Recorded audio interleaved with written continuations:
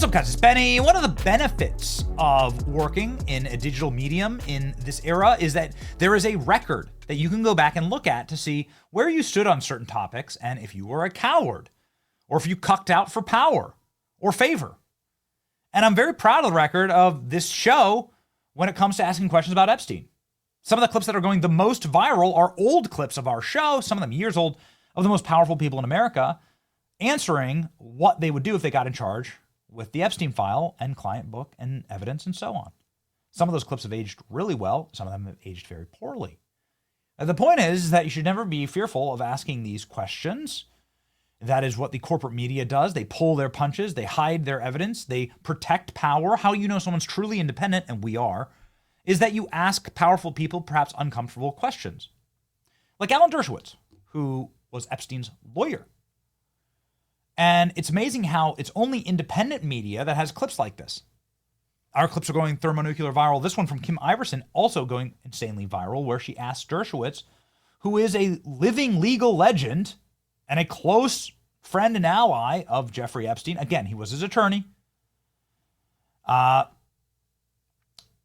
Dershowitz answers point blank, was Jeffrey Epstein killed? One last question. Do you think that Jeffrey Epstein killed himself?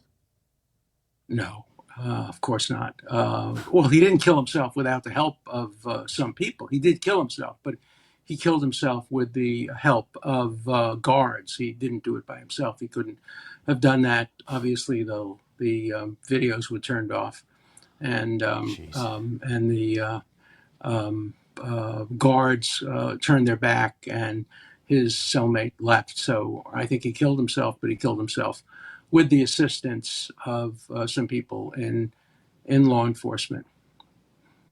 With the assistance of people in law enforcement, again, oh man, these guys end up saying probably more than they should, but they know. And so call it senility, call it whatever you want. Sometimes they're just out with it. As you go through the evidence, including the evidence that was revealed by the DOJ over the last 2 days, you'll notice that what Dershowitz says there actually makes a ton of sense. Because this thread, which I think is a fascinating thread, it goes through the CCTV footage from the feds, 11 hours, that prove that nobody went into or out of Epstein's cell, his tear block. First off, that's Epstein's tear block right over there. What you're seeing here is just the grainy entryway footage for the entire floor, right? Here's Epstein's cell. The camera itself is positioned way outside of any vision point for Epstein's cell, right? So here's the camera. Here's what you're looking at. This is Epstein's cell. This is the officer station. The officer actually is looking directly at Epstein's cell from their desk, right? So this would be a photo from the officer's desk. The big question is, how the hell did a guy who was already on suicide watch get so many linens and a mattress and a bunk bed, and get his cellmate taken out and get the opportunity to hang himself? Let's assume that Jeffrey Epstein hung himself and killed himself. How do you get the resources to do that? I don't think he actually did that. And I agree with Dershowitz. He had assistance. This is absolutely what the evidence shows. But the evidence of the federal government absolutely does not show that Epstein wasn't murdered. In fact, there's footage of Epstein being taken to his cell by the guards. The guards knew who he was, knew where he was, and they most likely assisted in his murder. They would have had to. And again, this footage does not in any way, shape, or form show Jeffrey Epstein's jail cell or even the tier he was at inside of the prison. And there are people going in and out all the time, by the way. The idea that this door was never opened is insane. There are a lot of times when the door was opened and a lot of people came in and out of the facility.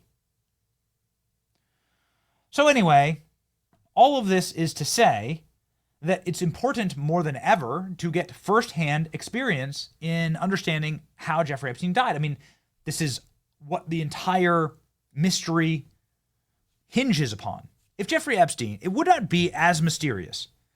The Jeffrey Epstein case would not be as scary or dangerous or dark if he was rotting in a jail cell somewhere. If he had been tried, the evidence had been put out there, he had gotten to defend himself, he's found guilty, and then he goes to jail. And he just sits there and he dies in prison, right? He goes to life in prison. He should have already been facing life in prison.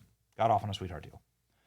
It's mysterious and strange to all of us because he died in a prison that you're not allowed to kill yourself in. I mean, he was already on suicide watch, and he died under these conditions. That alone, even if you accept the federal government's story, is a massive scandal. But of course, we don't accept the federal government's story. We accept the story of, let's say, firsthand doctors who actually did autopsies on Jeffrey Epstein after they died. Dr. Baden is one of those doctors. One of his only and most credible interviews was here on Tucker Carlson's show way back in 2021, where Tucker Carlson brought him on to explain that Jeffrey Epstein had broken bones in his neck, and that's just not something that you have when you've hung yourself. That's something that happens to you when you've been strangled by a monster, by somebody who can break bones. It is virtually impossible to break the bones in your own neck by your own hand. It doesn't even physically, your body can't even contort that way. Here's the interview. So Dr. Michael Baden, who participated or was present at the autopsy, has participated in over 1,000 autopsies of prison deaths. I have never seen 3 fractures like this in a suicidal hanging. Going over 1,000 jail hangings, suicides in the New York City state prisons over the past 40, 50 years, no one had 3 fractures. His fairly firm conclusion is that this was not a suicide. Is that correct? Yes. Yeah. He was holding off on that determination, pending determination of how the body was found, which we finally, now that they say the way the body was found, it just only shows that it was not that way. The autopsy shows it's not that way, which further convinced Dr. Baden that this was not a hanging, not a suicide. Now, who could have possibly strangled Jeffrey Epstein to the point where he broke his bones? Epstein's cellmate, who was an ex-cop and convicted of killing 4 people through strangulation. Here's a photo of him. There you go. Wow. Could this man have broken bones in a neck? Yeah, absolutely. He was Epstein's cellmate. Do you understand? Starting to make sense to you? Yeah. Jeffrey Epstein's brother has gone full-on savage mode over this, saying that the federal government is hiding evidence, is deleting evidence, and is stopping guys like me, who is the direct family member, from learning the truth. Jeffrey Epstein's brother mocks Kash Patel over autopsy. Looks more like a homicide than a suicide. Was Kash Patel in the autopsy room? No. And then he goes on in this Chris Cuomo interview to say that the agencies are lying to him and lying to the American people. It's a crazy interview, ladies and gentlemen. Here, listen.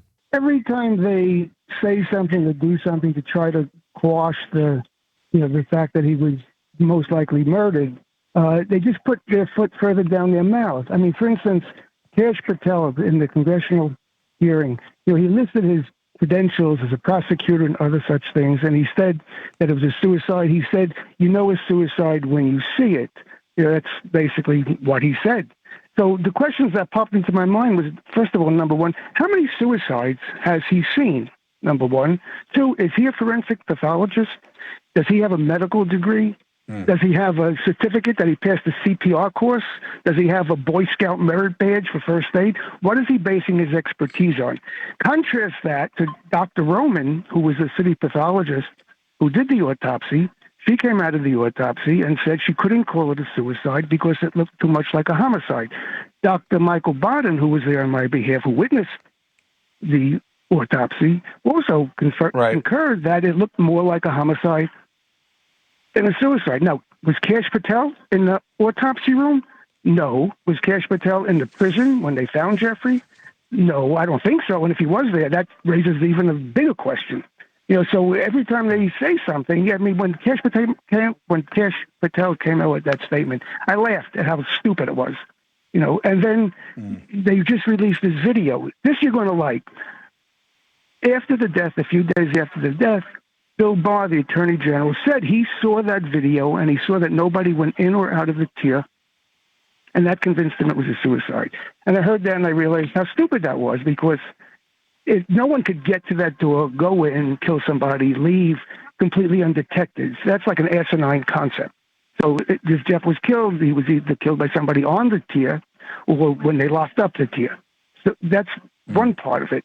Now, I asked to get the footage from that same camera under Freedom of Information Act from 10 o'clock the night before until noon the following morning. That would show who locked up the tier, who were the last people on that tier. And in the morning, it would show, Michael Thomas going in the guard and finding the body, and it would show what the situation was when they removed the body from the tier. I was initially told I couldn't get that footage because it was still an open investigation. Okay, I understand that. But then when the investigation was over, I asked for that footage again, okay? And I was now told that the cameras that were operating don't show that area. That's right. I have this in writing from the Bureau of Prisons, that the cameras that were operating I don't remember. show that. And I was very specific about the footage, and it's the same footage that Bill Barr saw. No, Mark, listen, I get it. This is like why people keep asking questions about this.